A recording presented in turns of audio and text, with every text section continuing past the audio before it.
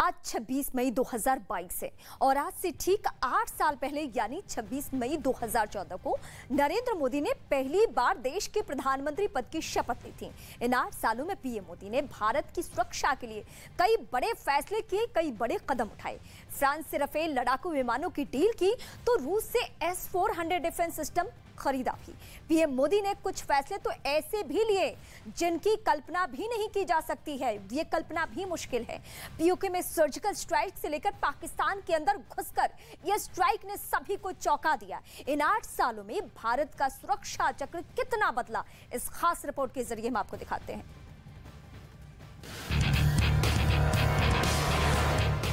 भारत ने पाकिस्तान की धमकी से डरने की नीति को छोड़ दिया।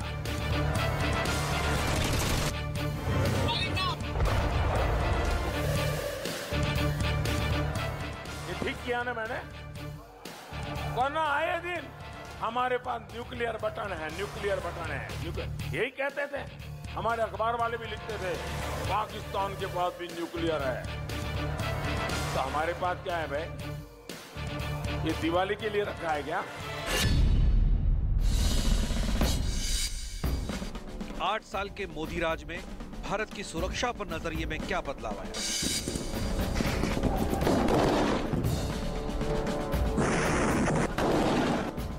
ये प्रधानमंत्री मोदी के इस बयान से साफ जाहिर है। अगर इन 8 सालों की बात करें तो रक्षा क्षेत्र में भारत के लिए 8 सबसे बड़ी बातें कुछ इस तरह हैं। पाकिस्तान के द्वारा पैदा किया गया परमाणु हमले का भय खत्म हुआ। भारत ने पीओके के अंदर सर्जिकल स्ट्राइक की। भारत ने बालाकोट स्ट्राइक करने के लिए अंतर्राष्ट्रीय सीमा को भी पार किया। भारत के अंदर आतंकवाद में भारी कमी आई। रूस से भारत को S-400 की पहली खेप मिलना भी बड़ी कामयाबी है। भारत की तीनों सेनाओं में समन्वय के लिए CDS के पद का सृजन भी बड़ा फैसला है। इसके अलावा रक्षा क्षेत्र में मेक इन इंडिया की पहल और 1 रैंक 1 पेंशन जैसे फैसलों ने रक्षा क्षेत्र में भारत को नए आयाम दिए हैं। भारत सरकार ने भारत की सुरक्षा के प्रति अपना नजरिया बदला है। पहले भारत की सुरक्षा का मंत्र डिफेंसिव यानी रक्षात्मक था, लेकिन भारत एग्रेसिव डिफेंस की रणनीति पर चल रहा है। यानी अब हमला झेलने के बाद बचाव नहीं, बल्कि पाकिस्तान के अंदर घुसकर पाकिस्तान को सबक सिखाने के नए नजरिए को लागू किया गया है। पहली सर्जिकल स्ट्राइक भारत की सेनाओं ने साल 2015 में म्यांमार में की और दूसरी सर्जिकल स्ट्राइक भारत की सेनाओं ने साल 2016 में पीओके के अंदर की और उरी आतंकी हमले का बदला लिया।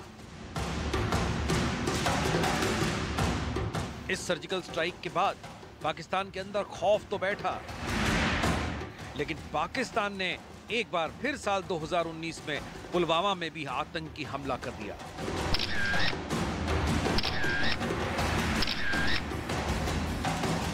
जिसके बाद 26 फरवरी 2019 को भारत ने बालाकोट स्ट्राइक की। बालाकोट जगह पाकिस्तान के खैबर पख्तूनवा प्रांत में है।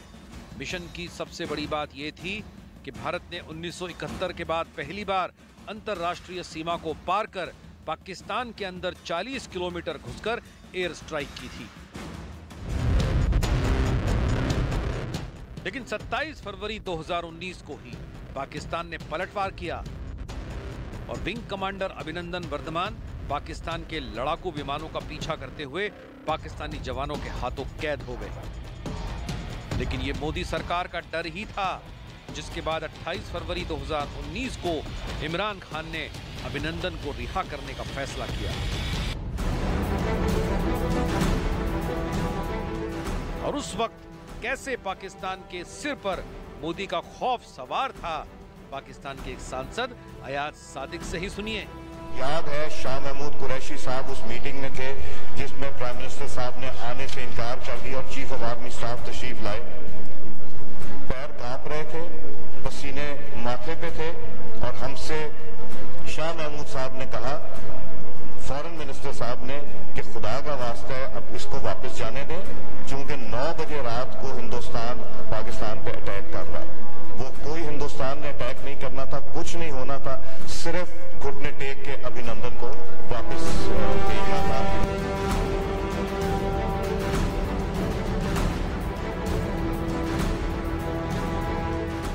8 साल में फर्क ये आया कि अब डर पाकिस्तान को लगता है, भारत को नहीं।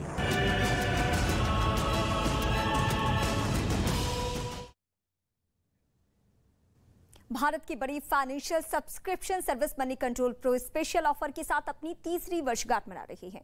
रोजाना सिर्फ ₹1 में मनी